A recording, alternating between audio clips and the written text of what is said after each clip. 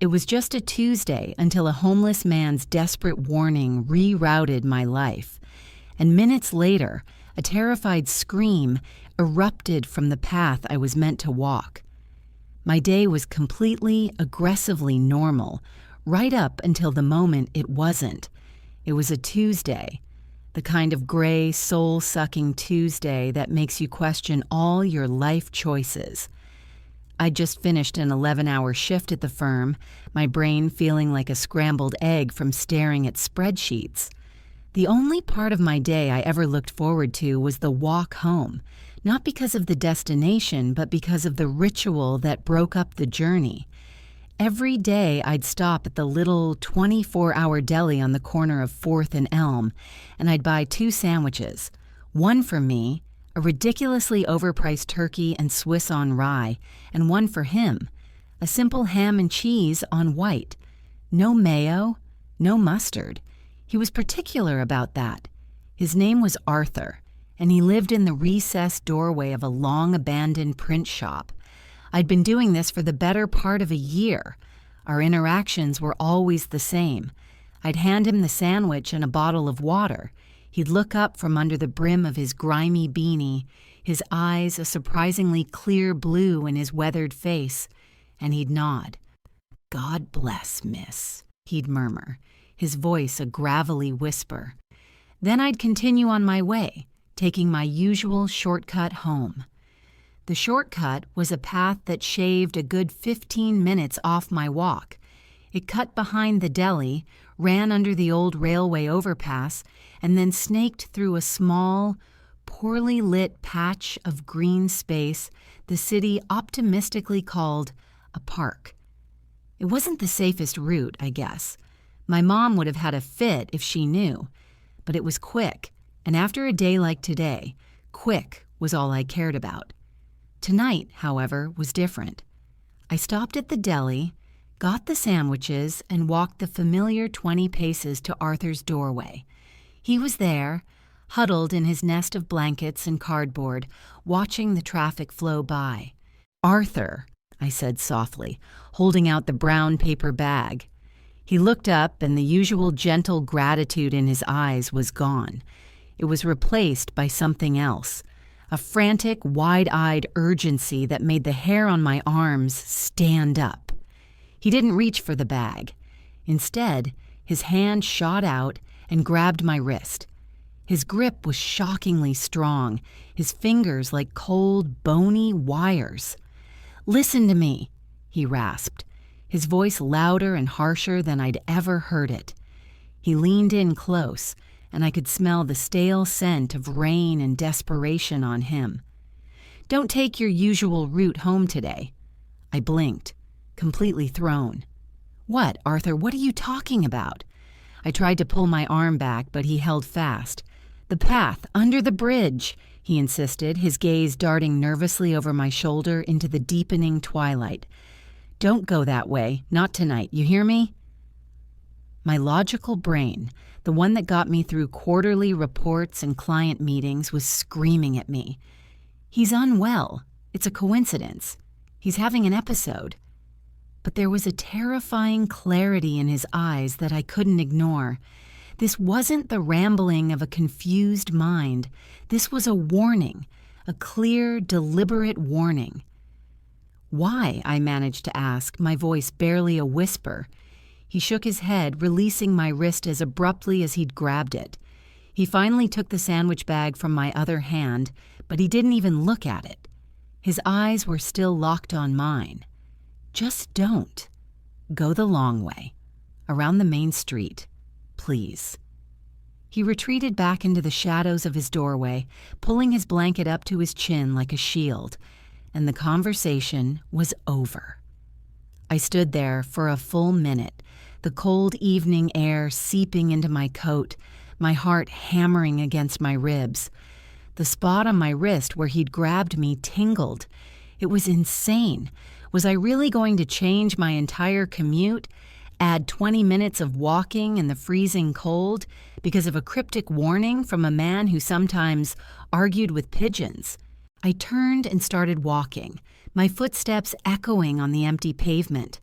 My mind was a whirlwind. This was ridiculous. I was being ridiculous. I reached the corner where the path split. To my left was the long, well-lit, boring route along the main road. To my right, barely visible in the gloom, was the entrance to my shortcut, my familiar shortcut. A gust of wind rustled the dead leaves piled up at the mouth of the path, and it sounded like a whisper beckoning me. It was faster. I was tired. I was hungry. Just take the shortcut, my brain insisted. But Arthur's face, the sheer terror in his eyes, was burned into my memory. With a sigh that turned into a cloud of white in the air, I turned left, away from the familiar darkness and towards the sterile orange glow of the streetlights. I felt foolish, weak-willed, and paranoid. I had taken maybe 10 steps onto the brightly lit pavement when I heard it. It wasn't loud, but it cut through the distant city traffic like a knife. It was a scream. A single sharp and unmistakably terrified scream, and it came directly from the mouth of the path I was supposed to be on. My blood went cold, turning to ice in my veins. My feet were rooted to the spot, cemented to the grimy pavement. For a few seconds, the world seemed to stop. The distant traffic, the city's constant hum, it all faded into a dull roar behind the ringing in my ears. The scream had been so sharp, so full of raw panic, and then it was just gone. Swallowed by the night as if it had never happened. Was I the only one who heard it? I looked around wildly, but the few people on the main street were just silhouettes in the distance, heads down, walking briskly towards their own warm homes, oblivious. My hand, trembling uncontrollably, fumbled inside my coat pocket for my phone. It felt slick and foreign in my grasp. I managed to dial 911, my thumb jabbing clumsily at the screen.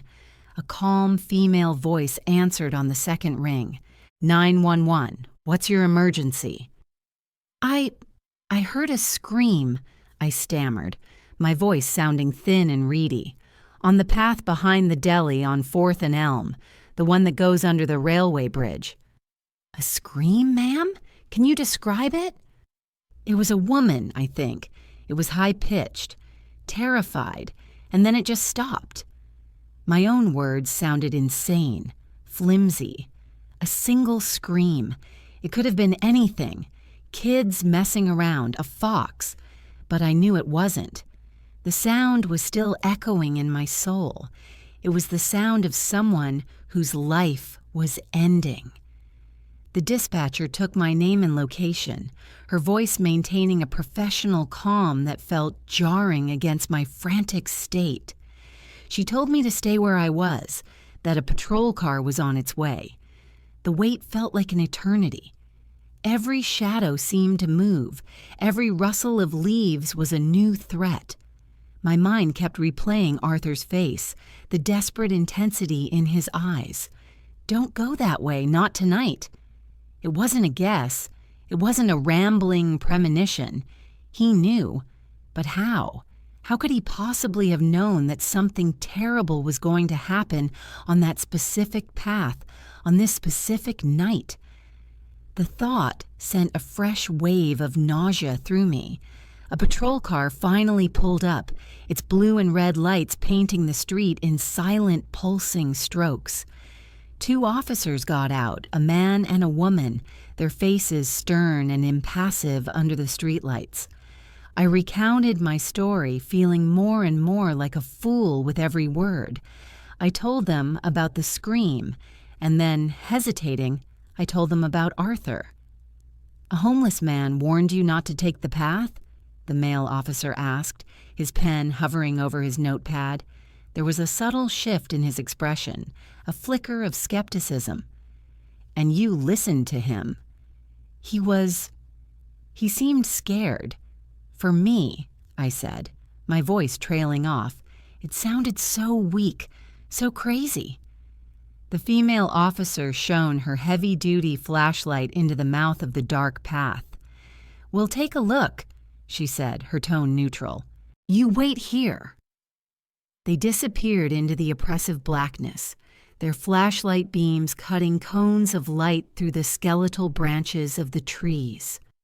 I stood there, hugging myself against a cold that had nothing to do with the temperature, watching the lights bob and weave through the darkness. I was watching them walk the path that should have been mine. My stomach churned. That scream could have been me.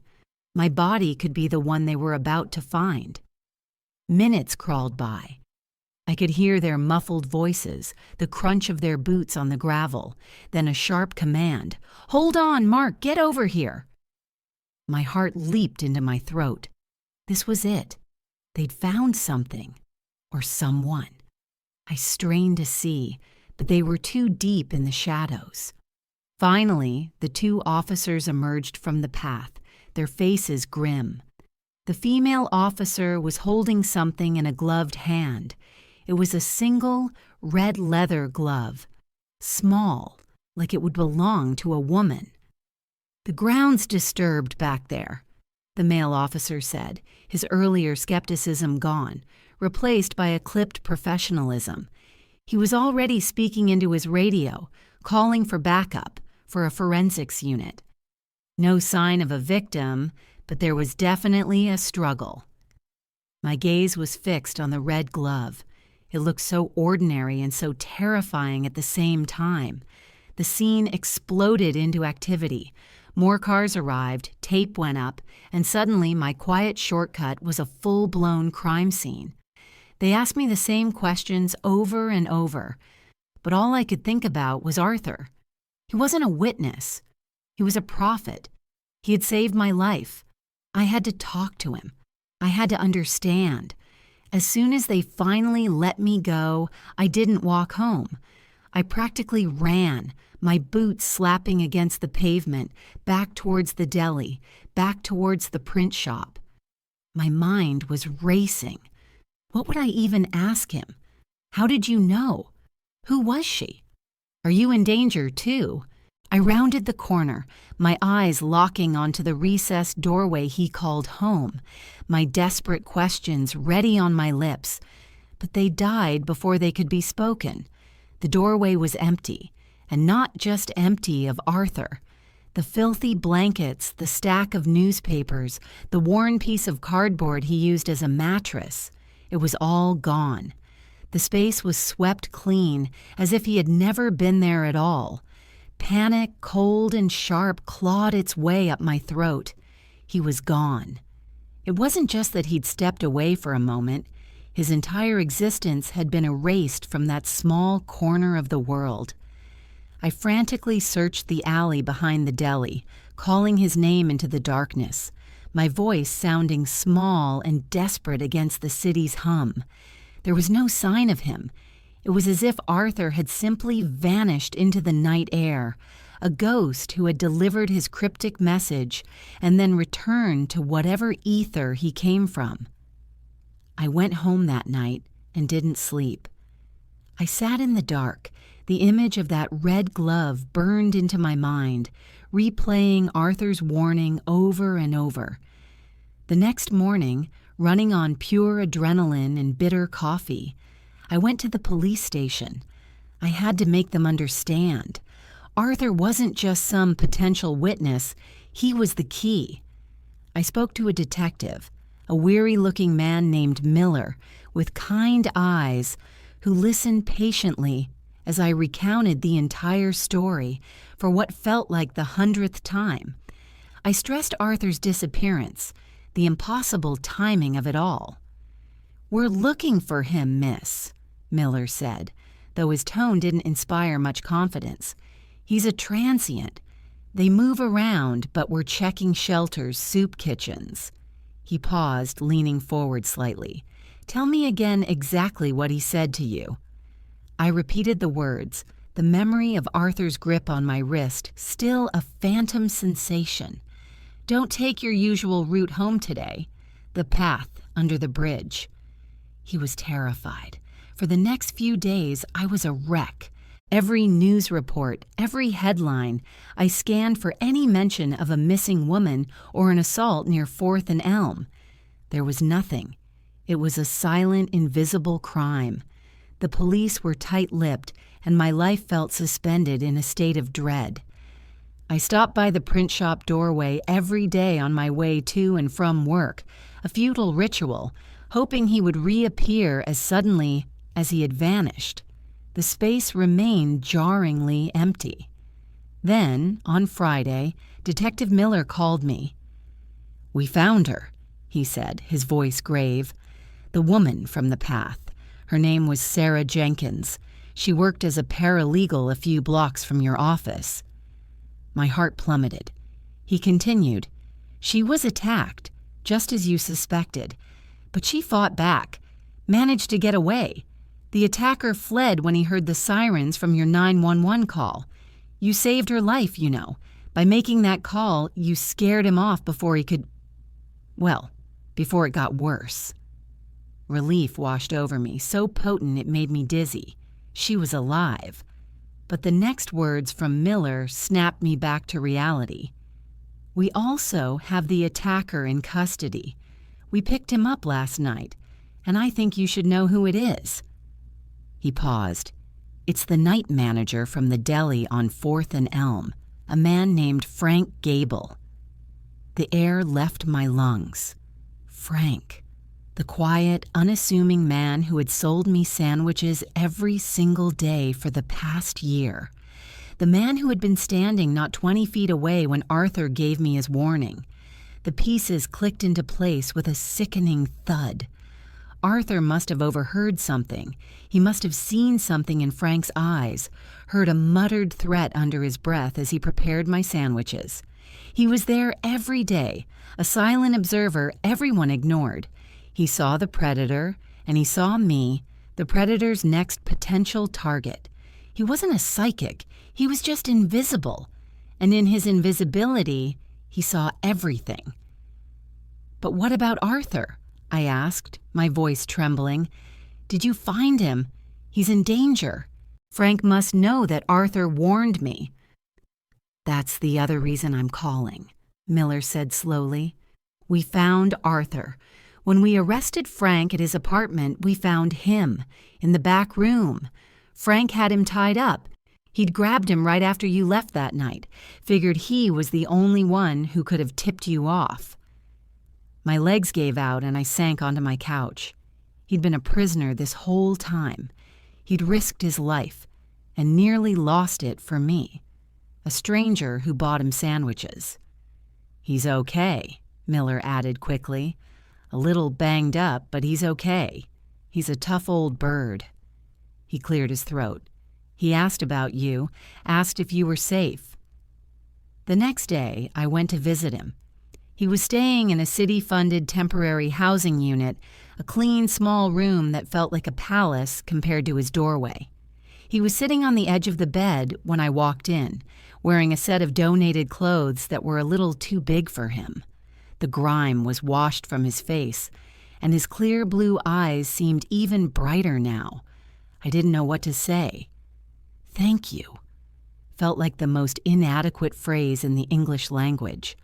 I just stood there, tears streaming down my face. He gave me a small, gentle smile. "Knew that fella was bad news," he said, his voice still a gravelly whisper. "Saw the way he watched you every night, the way his eyes followed you when you walked to the path. Tonight was different. He had this look, like a wolf about to pounce. Couldn't let him get you." I sat down in the chair opposite him. I had bought him a sandwich ham and cheese on white. No mayo, no mustard, and a bottle of water. I placed the bag on the small table between us. He looked at the bag, then back at me, and nodded his thanks. The familiar ritual in this strange new place felt sacred. He had saved my life. And in a way, I suppose I had saved his. We weren't a lawyer and a homeless man anymore. We were just two people who, on a cold, gray Tuesday, had looked out for each other. And that, I realized, was anything but normal. It was extraordinary.